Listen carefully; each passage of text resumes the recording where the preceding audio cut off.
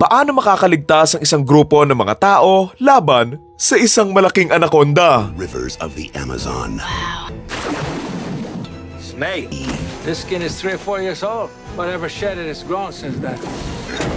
What was that? Faster, come on! Ready? Of fear.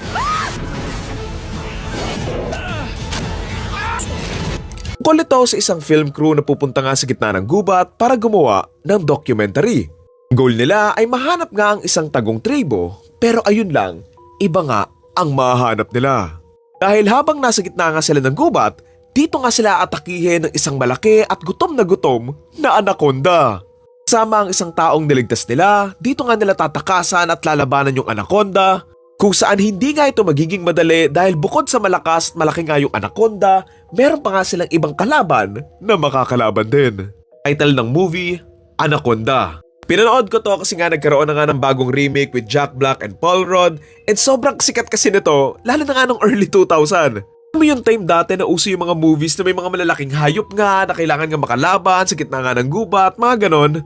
Potek, may movie nga na Primeval tungkol sa isang malaking crocodile, may Mighty Joe Young tungkol sa malaking gorilla, tapos eto nga anaconda, malaking anaconda nga.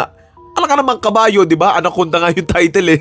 Yung mga movies na kadalasan low budget, tapos sobrang cheesy nga and cliché lang ng story, pero nakakatuwa pa rin namang panoorin kasi nga, it's so stupid na it's so good, parang ganon. Pero dito sa Anaconda, pagkatapos ko itong panoorin, medyo 50-50 ako kasi it didn't age like wine.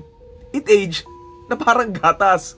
I mean, I could see kung bakit ito sumikat kasi for its time, sobrang ganda na ng CGI and VFX nito. Dagdag mo pang star-studded yung cast, magaganda yung performance nila, and alam mo yon, it's got most of what you want sa isang monster kaiju horror thriller movie. Yung isang grupo nga ng tao na natrap nga sa isang lugar, na kailangan nga makaligtas sa isang malakas na kalaban, di ba?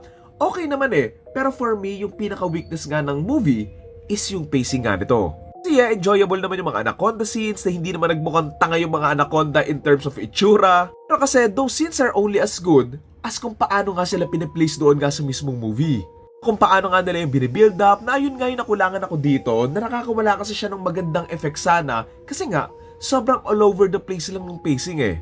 For me then sobrang bagal din ang kwento ng story para nga sa isang kwentong kinukwento nila na ganito nga lang kasimple. Siguro lang sana mas naging creative sila doon nga sa paggamit nga ng premise na nasa gitna nga ng gubat, tapos syempre doon nga sa paggamit doon sa anaconda. Personally, yung goals and stakes nila dito aren't strong enough to drive the story or the characters forward din. Daming unnecessary scenes na pwedeng putulin, madaming nangyayari just for the sake na maging intense yung moments and scenes, and masyadong marami lang scenes yung mapapasabi ka ng, what the hell? Ano yun? Pero it's a product of its own time lang din talaga kasi nga yung mga horror thriller movie nga talaga noong 90s, hindi naman talaga kumpleto kung wala yung mga syunga-syunga mga characters eh. Ngayon kahit nakakainis itong babae na to na siya yung may dahilan kaya nakatakas yung kalaban nila eh. Medyo okay lang kasi nga, that's what makes the film more intense and puno nga rin ng tension. Siguro some parts of the script lang talaga could still be improved pa and siguro konting tweaks lang here and there, fix the pacing and the third act nga, lalo na yung gumagawa nga sila ng documentary aspect, siguro mas magiging maganda yung movie kapag naayos yon. Pero kung merong mas magandang version ng ganitong klase ng kwento or ganitong klase ng premise, siguro makukumpara ko na sa King Kong na coincidentally, andun din si Jack Black. So yun, ang title ng movie ay Anaconda and ang torta rating ko for this ay 5 out of 10.